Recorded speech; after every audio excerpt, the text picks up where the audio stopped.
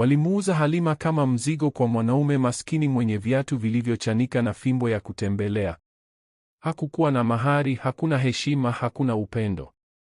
Lakini mara tu aliposema nakubali, maskini akaondoa barakoa yake.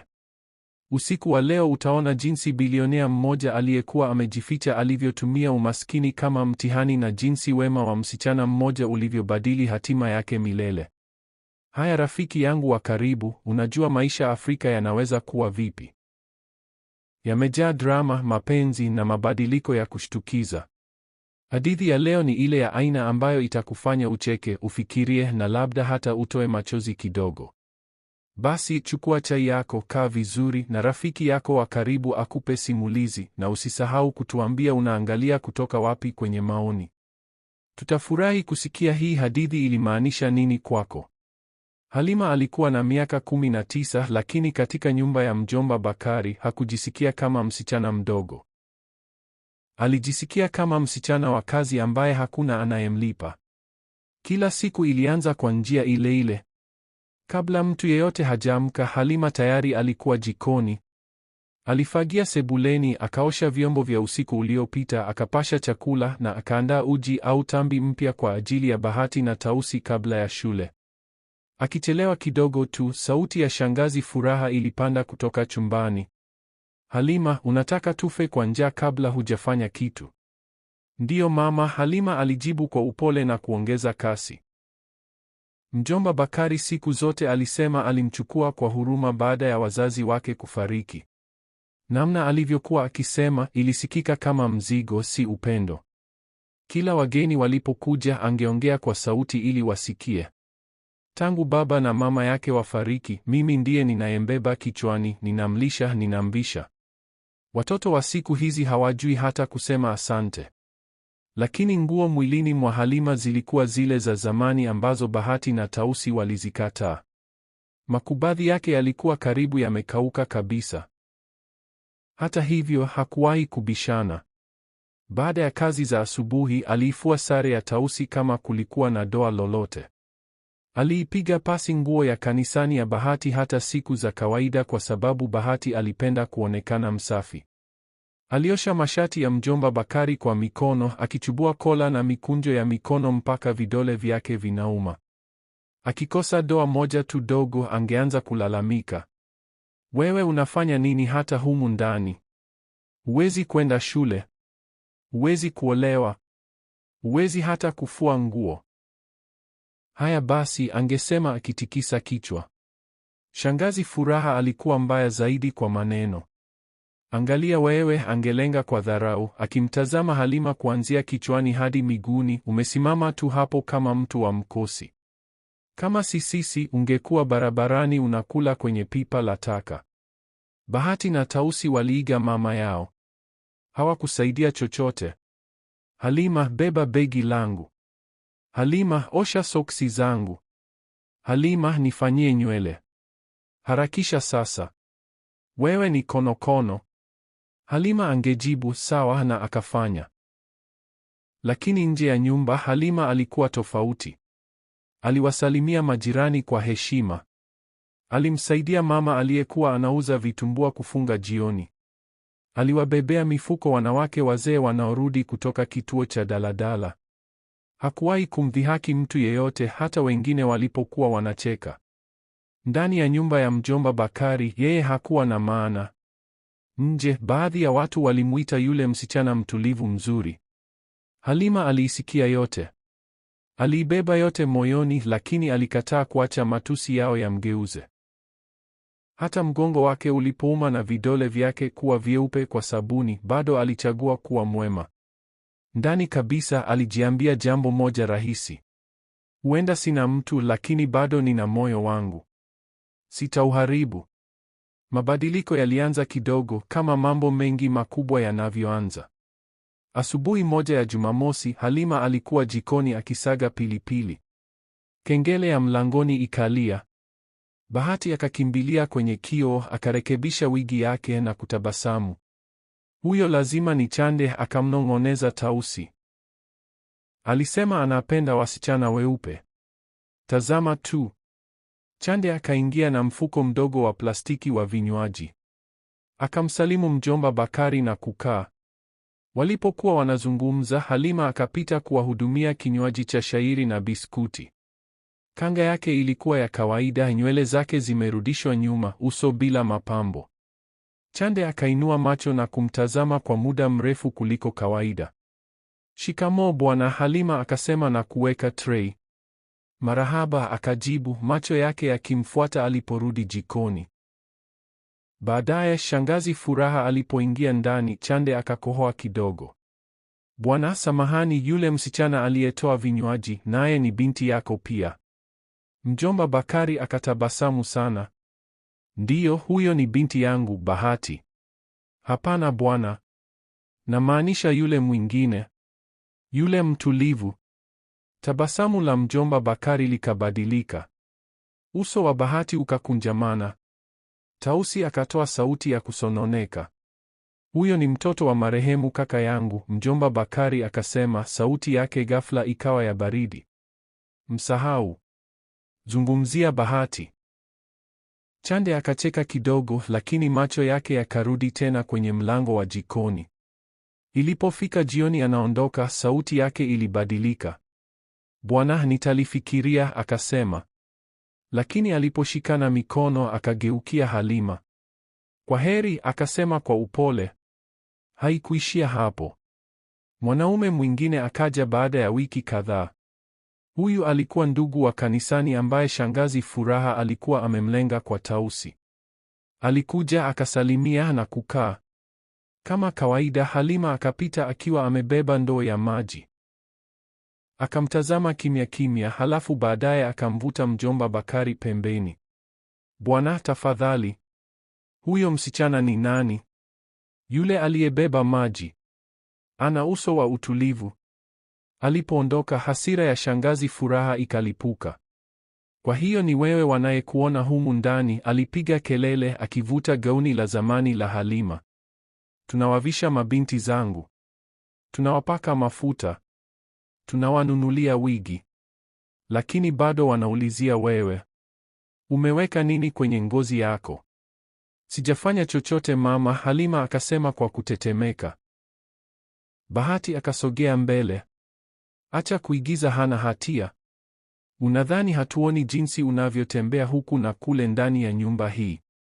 Usiku huo mjomba Bakari alikaa sebuleni, kifua chake bado kina moto. "Kuanzia leo," akasema akimnyoshea Halima kidole, "nakupa onyo, hutatumia sura yako kuzuia nafasi ya binti yangu tena. Na hapa hutapata kuolewa na mwanaume mzuri. Nitakupa kwa mwanaume maskini wa ovyo yeyote atakayekuja, ili ujue wewe si kitu." Maneno yake yakabaki hewani kama laana. Halima akameza kwa shingo kukaza, lakini hakujibu. Alishika kanga yake tu na kurudi kwenye kona ndogo walioita chumba chake, moyo wake ukitetemeka, ingawa uso wake ulikuwa mtulivu. Wiki mbili baada ya laana ya mjomba Bakari ikatokea. Halima anaoshea sahani nyuma ya nyumba alipomsikia mwanaume akiongea sebuleni. Sauti haikuwa kubwa. Ilikuwa tulivu na ya chini. Akafuta mikono na kuchungulia kwenye korido. Mwanaume amekaa kwenye ukingo wa kiti. Suruali yake imefifia, shati lake ni gumu. Fimbo ndogo ya kutembelea ipo kando ya mguu wake. Makubadhi yake ni ya zamani. Nywele zake zimekatwa chini, lakini uso wake ni msafi.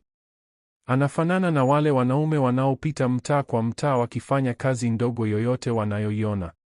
"Jina langu ni Khalfan," anasema kwa utulivu.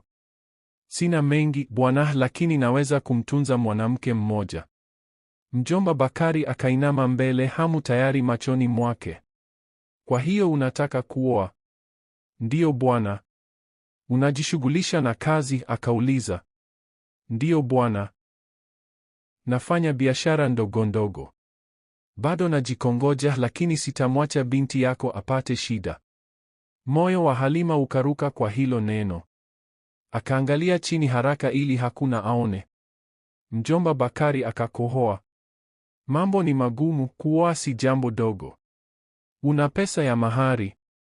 Khalfan akatabasamu kidogo. "Sina nyingi bwana." Naweza kuleta kitu kidogo tu, lakini ukinipa msichana nitamtendea vizuri. Mjomba Bakari akakaa nyuma akifikiria.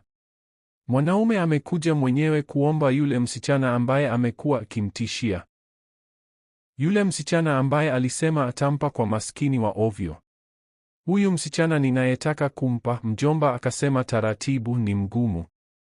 Watu wanasema ni mzuri na imeingia kichwani. Una uhakika unaweza kumudu? Ndiyo bwana, Khalfan akajibu. Sauti yake haikutetemeka. Nina uhakika. Wakaongea zaidi kwa sauti za chini. Halima hasikii kila kitu, lakini anaona wakati macho ya mjomba Bakari yanang'aa. Anaijua ile sura. Ni sura anayoonyesha anaposhinda kitu. Usiku huo baada ya chakula cha jioni akawaita wote sebuleni. Kaeni, anasema. Sauti yake ni nzito lakini mdomo wake tayari unacheka. Nina habari njema. Bahati na Tausi wakashusha simu zao na kukaa. Halima akasimama karibu na mlango, mikono yake ikiwa imekutanisha. Halima, mjomba akasema, hongera. Unaolewa? Halima akakodolea macho. Bwana, nimekupatia mume. Jina lake ni Khalfan. Alikuja leo. Yuko tayari kukuoa. Haraka haraka. Hakuna hadithi ndefu. Kifua chake kikawa kizito. Mjomba, simjui. Nyamaza. Shangazi Furaha akakatiza. Unaona mimi nabishana wakati Mungu anataka kuondoa mzigo kichwani mwangu. Bahati akacheka. Basi mama yetu hatimaye amepata mume. Mke wa ombaomba. Tausi naye akaongeza. Halima Mlenge, mke wa maskini Khalfan mwenye fimbo ya kutembelea, akaimba. Mjomba Bakari akainua mkono kwa ishara ya ukimya. Harusi itakuwa baada ya siku chache. Hakuna kupoteza muda. Kama nilivyosema, maskini yeyote atakayekubali kukubeba nitakupa kwake. Na sasa Mungu amejibu. Halima akaangalia sura zote sebuleni. Kila uso umejifunga. Anajua hapa hakuna nafasi ya sauti yake. Akabonyeza midomo yake na kutikisa kichwa mara moja, lakini ndani moyo wake unatetemeka. Siku iliyofuata Halima alikuwa anafagia mbele ya nyumba alipomwona tena. Khalfan amesimama mlangoni akishika fimbo yake ndogo ya kutembelea. Nguo zake bado ni gumu, lakini leo zinaonekana nadhifu kidogo. Akasalimia kwa utulivu. Mchana mwema. Mkono wa Halima ukakaza kwenye ufagio. Mchana mwema bwana. Khalfan akatabasamu kidogo. Unaweza kuniita Khalfan. Akatikisa kichwa lakini hakusema kitu. Kifua chake bado ni kizito kutokana na jana usiku. Mjomba Bakari yupo nyumbani? Akauliza. Ndiyo bwana. Yuko ndani. Nitasubiri, Khalfan akasema akisongea pembeni. Kukawa na ukimya kwa muda. Halima akafagia akijitahidi asimtazame, lakini anaweza kuhisi macho yake juu yake. Sio kwa namna mbaya, ni kama anachunguza tu. Baada ya dakika kadhaa akazungumza tena. Ninajua haujafurahi, anasema kwa sauti ya chini. Halima akasimama kufagia. Bwana, najua hukupanga hii ndoa, anasema. Kiswahili chake ni safi, rahisi, si cha mtu aliacha shule mapema. Nataka tu kusema sipo hapa kukuadhibu. Halima akamtazama vizuri kwa mara ya kwanza.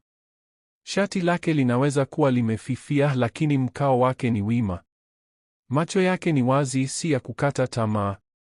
Kabla hajajibu, sauti ya shangazi Furaha ikatoka ndani. Khalfan, upo hapa? Ingia. Acha huyo msichana. Anapenda kujifanya.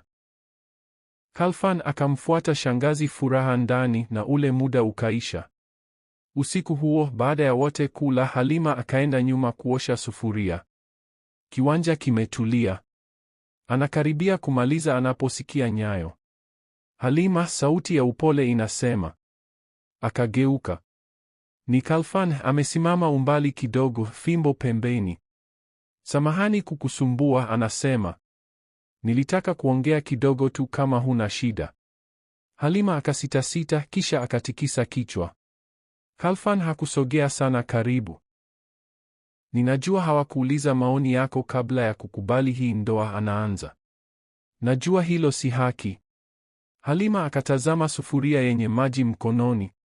Ndani ya nyumba hii hawaniulizi chochote, anasema, sauti yake chini.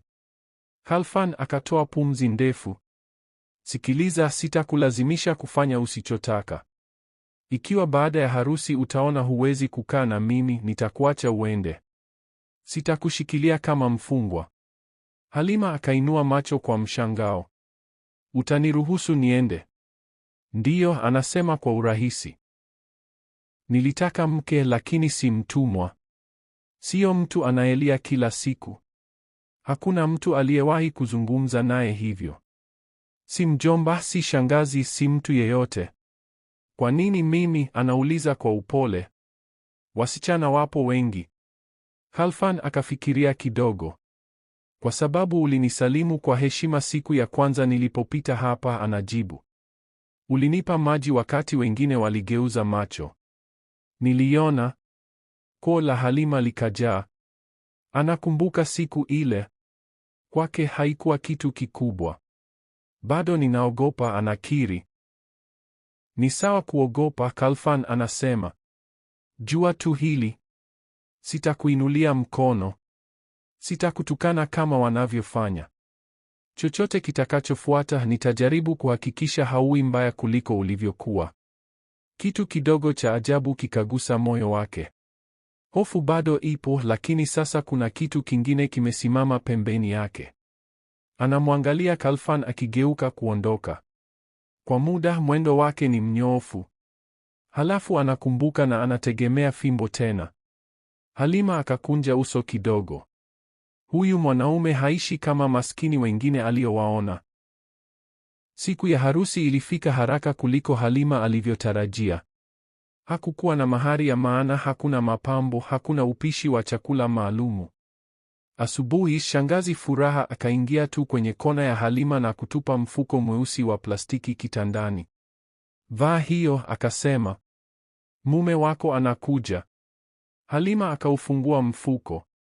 Ilikuwa gauni la krimu la lazi la zamani, lina mkono mmoja ulioraruka na doa la kahawia karibu na chini. Akalishika kwa uangalifu. Shangazi, nguo hii imeraruka, alisema kwa upole. Unataka nikunulie nguo mpya? Shangazi Furaha akajibu kwa ukali. Shukuru hata umevaa lazi. Wengine wanaolewa kwa kanga tu. Halima akanyamaza na kubadilisha. Gauni likaning'inia kwenye mabega yake. Alijisuka nywele mwenyewe, akizirudisha nyuma kwa haraka. Hakukuwa na mapambo usoni, midomo mikavu tu na uso safi. Alipoingia sebuleni, wote tayari walikuwa wamekaa. Mjomba Bakari alivaa vazi lake bora la asili. Bahati na Tausi walikaa bega kwa bega, wamefunga vitenge, wakionekana kama wanahudhuria msiba, si harusi. Nyuso zao zimekaza. Mchungaji alisimama karibu na meza ndogo katikati, Biblia mkononi. Juu ya meza kulikuwa na ua mmoja wa plastiki na kalamu. Khalfan alikaa upande wa pili. Nguo zake bado ni za kawaida, lakini leo shati lake lilionekana limepigwa pasi. Alishika fimbo yake ya kutembelea, mgongo wima, macho tulivu. Halima, njoo ukae, mjomba Bakari alisema. Sauti yake ilikuwa kubwa, lakini macho yake hayakuwa na upole. Halima akakaa mbele ya Khalfan, mikono mapajani. Hakukuwa na muziki, hakuna kamera, ni sauti ya feni tu. Tuanze, mchungaji alisema haraka. Akafungua Biblia na kusoma mstari mfupi kuhusu ndoa.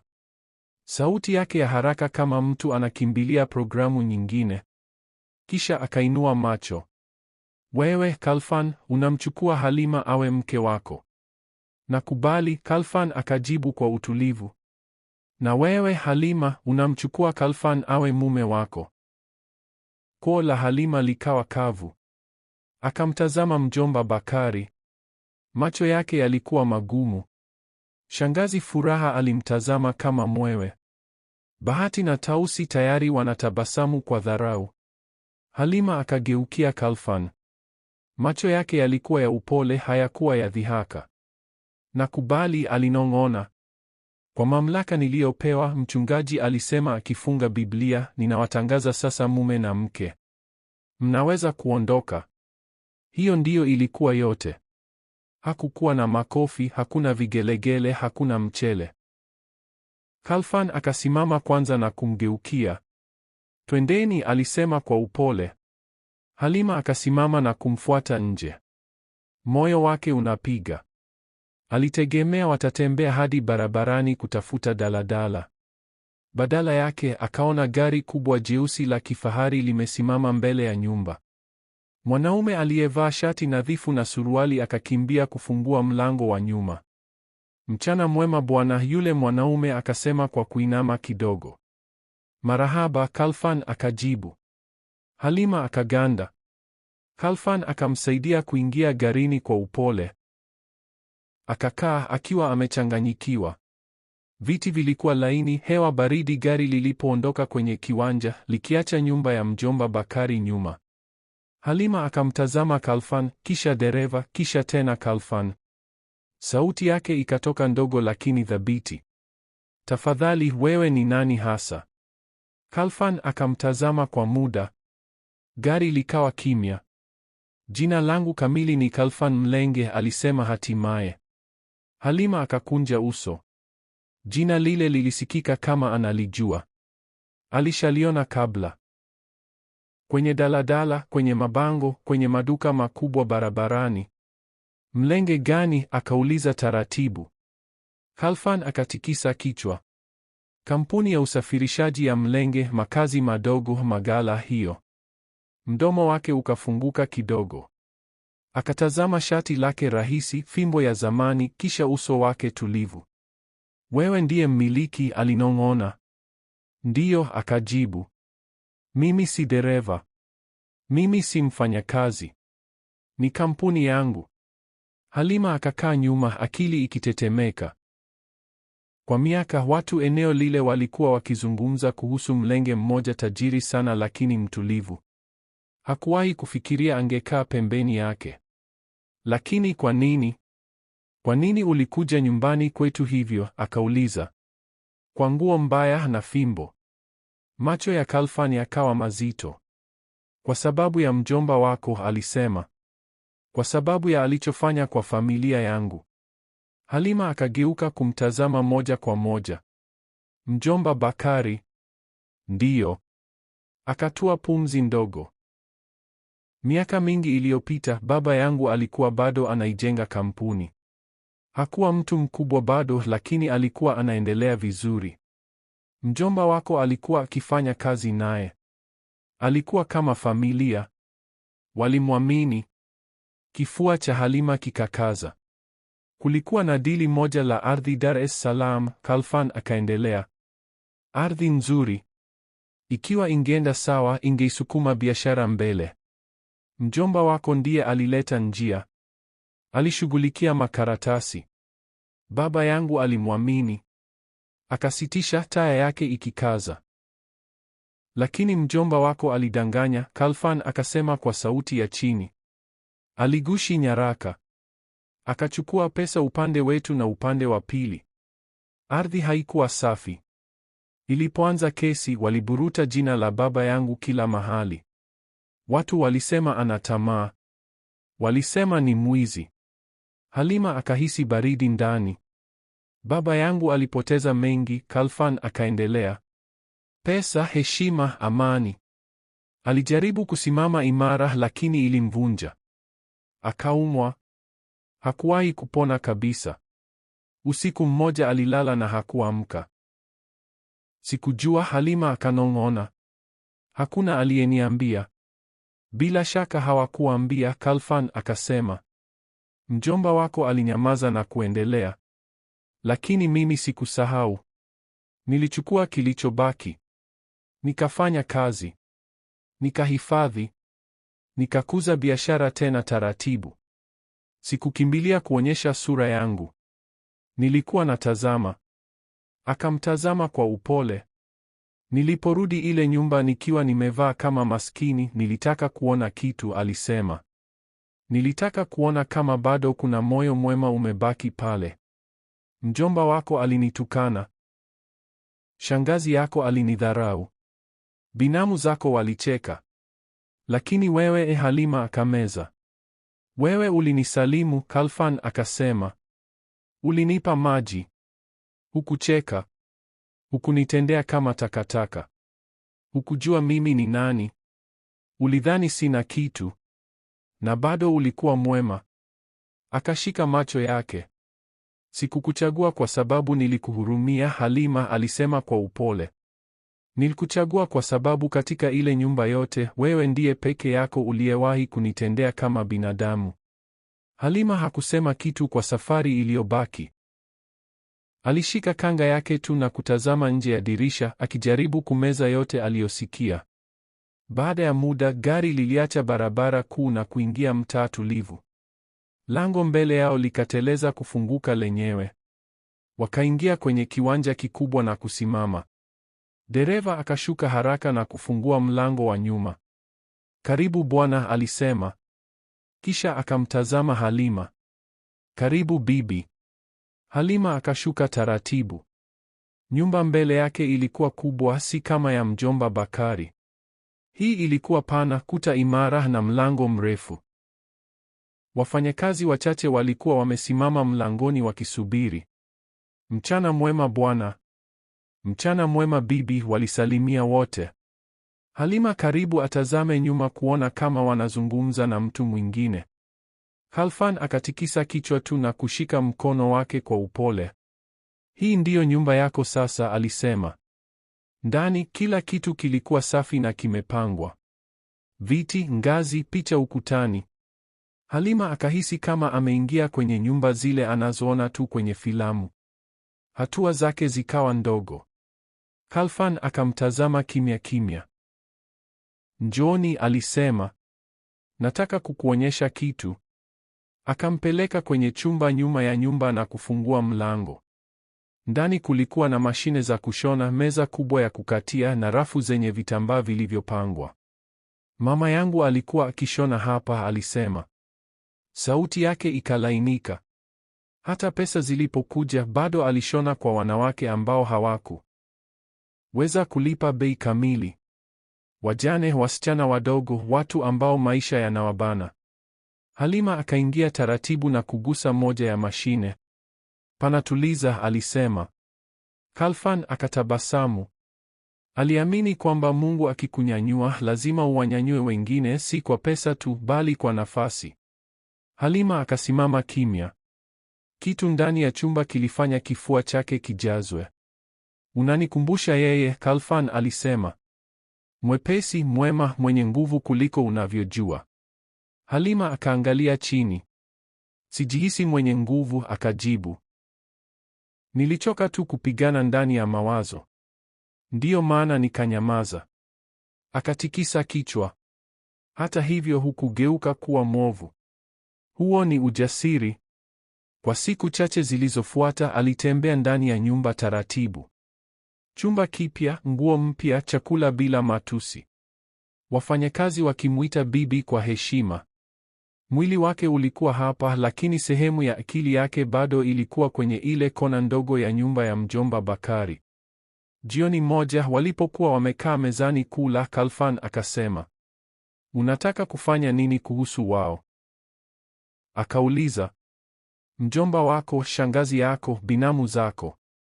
Halima akaitazama sahani yake kwa muda mrefu. Sitaki kisasi, alisema hatimaye. Nataka tu waone kwamba mimi si mtu wa laana. Nataka waone Mungu alichonifanyia ili wajue walikosea. Khalfan hakukimbilia. Alisubiri siku chache, akamtazama Halima akitulia kidogo zaidi. Kisha asubuhi moja wakati wakifungua kinywa akasema, uko tayari? Alijua anamaanisha nini. Kijiko chake kikasimama juu ya chai. Ndiyo, alisema kwa upole. Twende. Katikati ya asubuhi, gari kubwa jeusi la kifahari lilikuwa tena mbele ya nyumba. Khalfan alivaa suti ya bluu nadhifu safari hii na saa rahisi mkononi. Hakukuwa na fimbo, hakukuwa na shati gumu. Alionekana kama yule aina ya mwanaume watu humwonyesha kwa kidole na kunong'ona, mtu mkubwa. Halima alivaa gauni safi la kawaida. Wafanyakazi wa Khalfan walimsaidia kulichagua. Nywele zake zilichanwa, uso wake bila mapambo mengi lakini safi. Dereva akafungua mlango wa nyuma. Tunaenda kwa mjomba wako, Khalfan akamkumbusha. Ninajua, Halima akajibu. Moyo wake ukapiga haraka, lakini miguu yake ilikuwa thabiti. Walipoingia mtaa ule unaoufahamu upande wa mjini, watoto wakapunguza mchezo wao. Majirani wakatazama gari liliposimama mbele ya kiwanja cha mjomba Bakari. Watu wakatoka vyumbani wakifuta mikono kwenye vitenge, wakinong'ona, huyo ni nani? Lazima ni mwanasiasa. Dereva akashuka na kufungua mlango. Khalfan akashuka kwanza, mrefu, wima.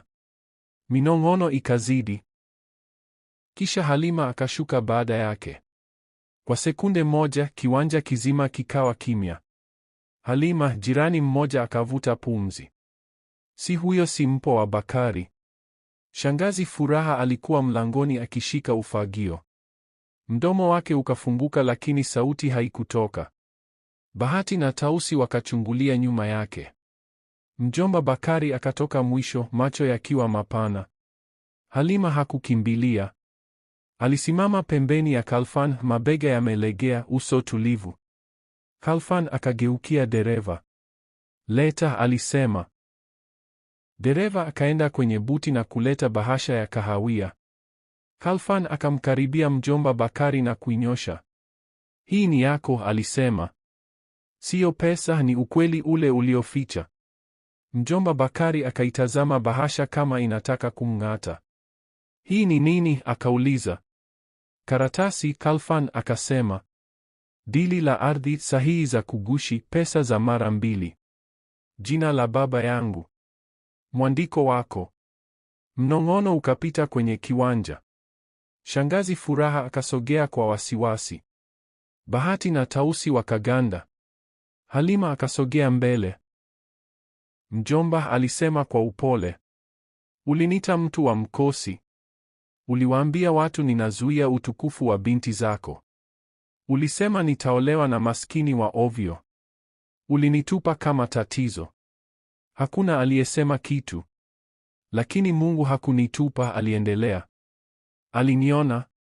Alimtuma mtu kunichukua kutoka kwenye matusi yako na kunipa amani. Macho yake yalikuwa yanang'aa lakini tulivu. Sikuja kukuaibisha, Halima akasema. Nilikuja ili ujue mimi si mtu wa laana. Nilikuja ili uone kwamba maneno yako hayakuwa maisha yangu ya baadaye.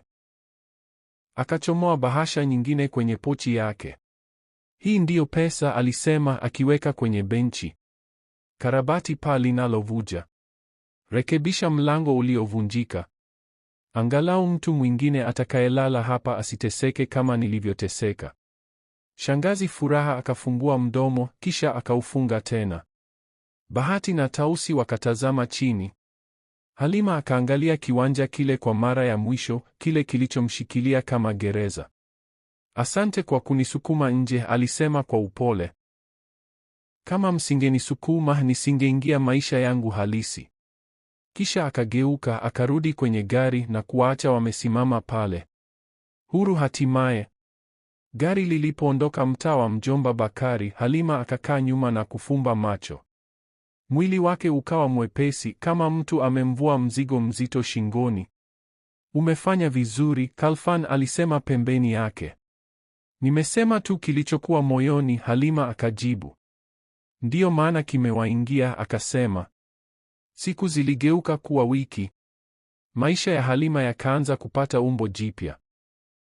Hakuwa anaamka tena kusikia matusi. Alikuwa anaamka kwa mipango.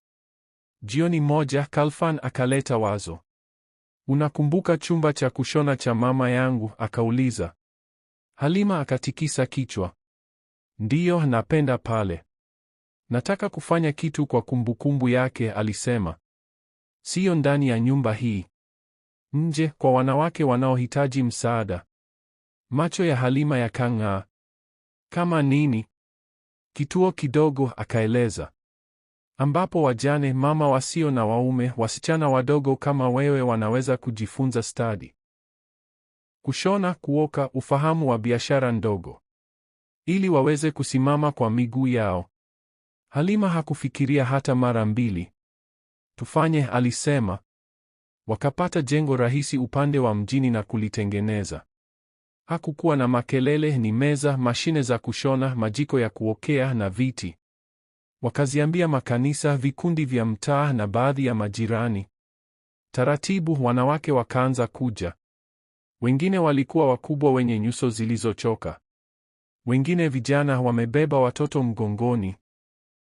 Wengine waoga kama Halima alivyozoea kuwa. Halima akatembea kati yao akisaidia kufunga uzi kwenye sindano, akionyesha mtu kupima vipimo, akionja vitafunwa vya darasani la kuoka na kutabasamu. Unaweza, angesema. Siku moja watu watakulipa kwa hili. Kwao hakuwa bibi wa mlenge. Alikuwa tu Halima, msichana aliyefahamu maana ya kujisikia mdogo. Baada ya muda habari za kituo zikasambaa. Asasi isiyo ya kiserikali moja ikamwalika Halima kuzungumza kwenye hafla ya wasichana kutoka nyumba maskini. Ukumbi ulijaa vijana wa kike waliovaa nguo rahisi, viatu vya plastiki na nywele zilizofumwa.